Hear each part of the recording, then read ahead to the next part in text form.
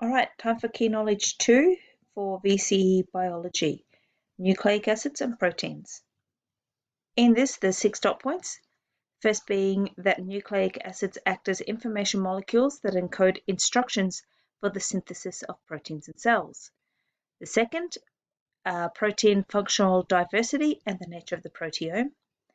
The third, the functional importance of the 4 hierarchical levels of protein structure.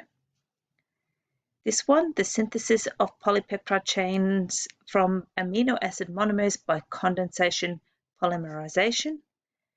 The structure of DNA and its 3 forms of RNA, including similarities and differences in the subunits, and the synthesis by condensation polymerization. And finally, the genetic code is a degenerate triplet code and the steps in gene expression, including transcription, RNA processing in eukaryotic cells, and translation. Let's get to it. Again, I'm going to fill in one of these sheets to try and cover most of the key knowledge. Let's start in the top left corner. So the first question is, why is DNA organized into chromosomes? Okay, before we get into the why, let's have a quick look at the how. Here's our double helix. We can see our base pairs, A to T and C to G, and our sugar phosphate backbones.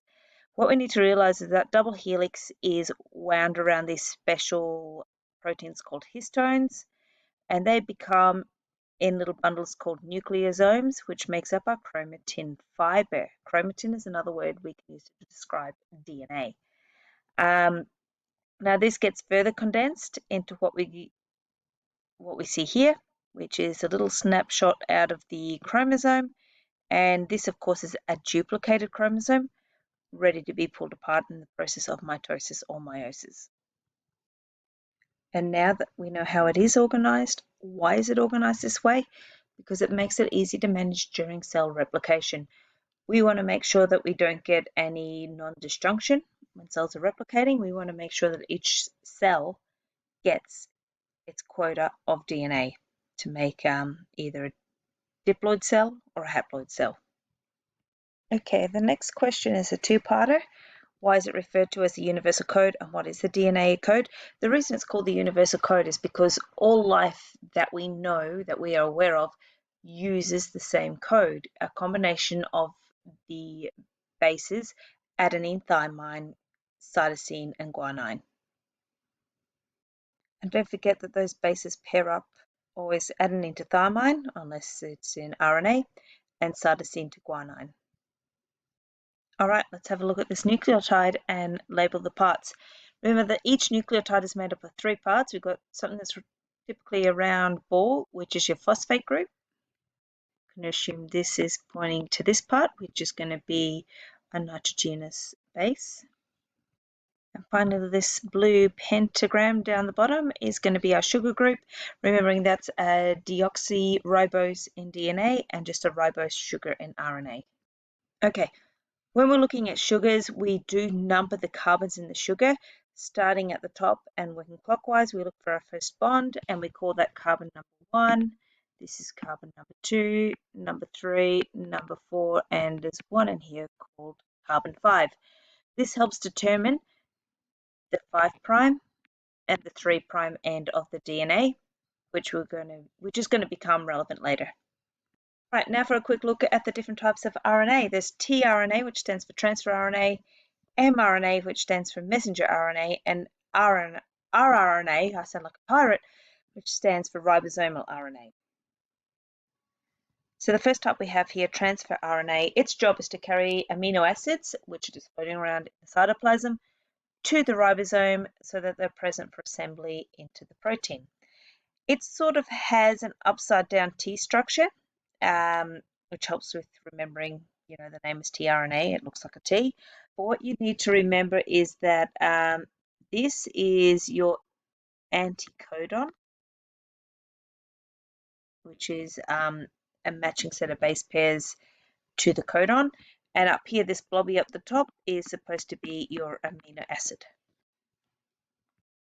Messenger RNA, that's the instructions on how to make a protein, and it comes from the DNA in the nucleus and is carried to the ribosome.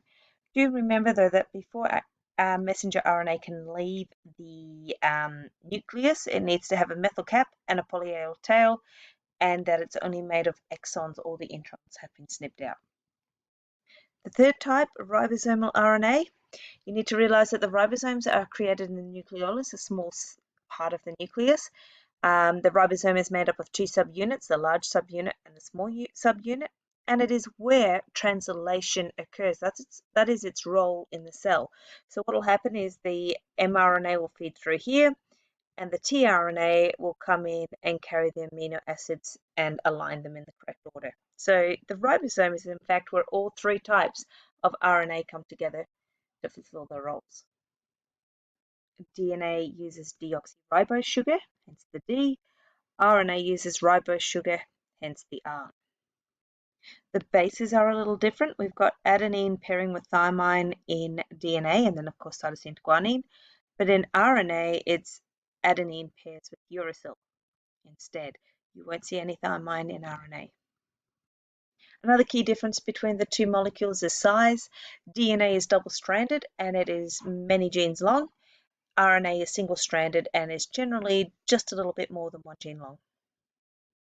Now, RNA can be found in the cytoplasm and found in the nucleus, whereas DNA can only be found in the nucleus.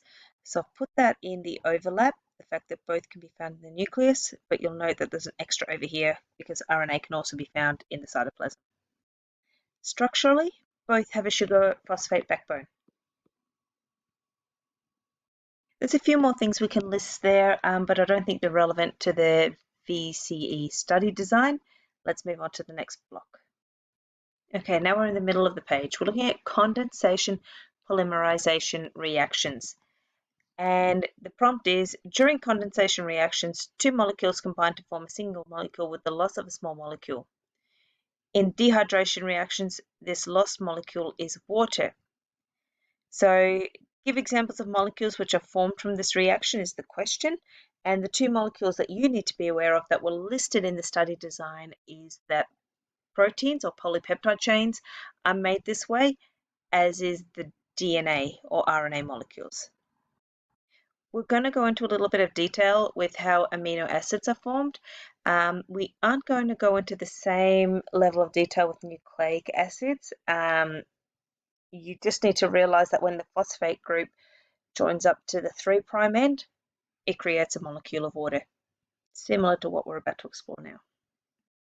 Okay, so there's 4 levels in making a protein. There's 4 basic steps, primary, secondary, tertiary, and quaternary. All proteins go through the first 3. Not every protein will go through the last step, the quaternary one. So in this, we have to describe and illustrate the key events in protein hierarchy. Let's start with primary. Okay, so the first step is we have to get those amino acids lined up correctly. So you've got your codons, your anticodons reading each other and matching up and dragging the amino acids into the correct sequence according to the mRNA that's been read. And we can typically just represent that with dots or shapes representing the amino acids and showing them being lined up in a single row. Okay, the secondary structures that we see in proteins as they form are these things called alpha helices or an alpha helix, which we can just draw sort of like a little spiral, and beta pleated sheets, which are often represented with a zigzag. Be careful how you identify these on an exam. Please use the full name, alpha helix and beta pleated sheets. In past exams, they said it's not enough to say beta sheets or pleated sheets. You need to use the full name. Okay, for tertiary, the protein takes on its 3D shape.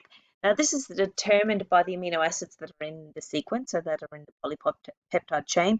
Different bonds will form, like disulfide bonds and hydrogen bonds and all sorts of different sort of bonds that you guys aren't chemistry students, you don't need to know. But this is its 3D shape, which ultimately decides the job of that protein. Now, some proteins go on to do a quaternary level, a 4th level of structure, and this is when that polypeptide joins onto other biomacromolecules. A good example is hemoglobin. It's made of 4 polypeptides. I've attempted to show that here with my 4 different colored scribbles, but anyway, it's not tidy. But be aware, it doesn't just join to other polypeptides. It could also join to a lipid.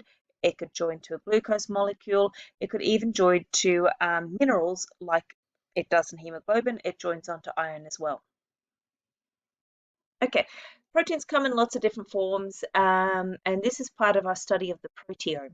Be aware that the reason scientists study the proteome is we're looking at the overall action of all the proteins in our body.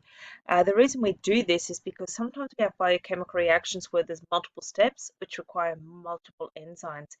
Enzymes are, of course, a form of protein. If one enzyme isn't there, that means that one step of this biochemical chain can't happen, which means the end result can't be made. So that's why we look at the proteins as a whole and call it the proteome. All right, structural protein. Proteins like collagen, keratin, elastin are proteins that are used to build us. We'll find, for example, collagen all through our skin. It keeps our skin looking youthful and elastic and supple. Keratin is on the fingernails and our nails, and elastin, I believe, is in our skin as well. So you'll find them all over your body. I've got skin there. You'll find them in cell walls. You'll find them in bone, cartilage, and ligaments. Hormones are involved in communication around our body. A great example is insulin. Remember that they control metabolism and also growth and development. Defensive proteins play a big role in our immune system, so they help fight infection, and they can also play a role in blood clotting. So antibodies and fibrinogen are examples of those.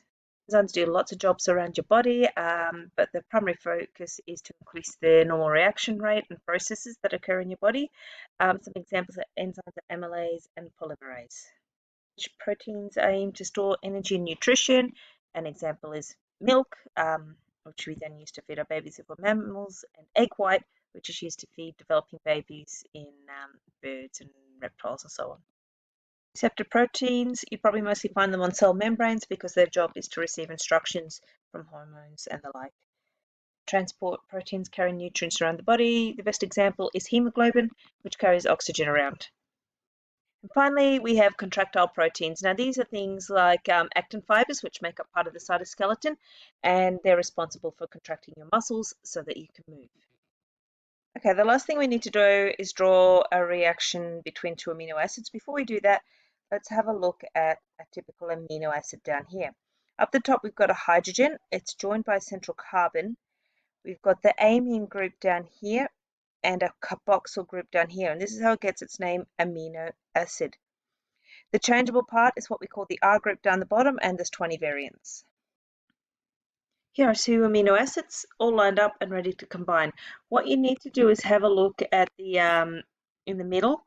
You can see that we've got a OH and another H here, and basically what they're going to do is they're going to combine to form a water molecule, and this is why it's called a condensation reaction.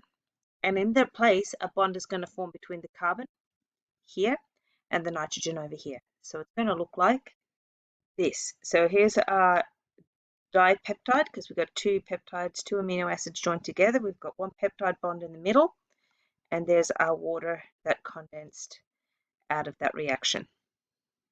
Okay, so I just highlighted the peptide bond and made the water a different color so it stands out a bit more. Okay, that's the whole poster. Hopefully that helps you guys out with your preparation for the exam. I will try and find time to make a video for the third key knowledge tomorrow.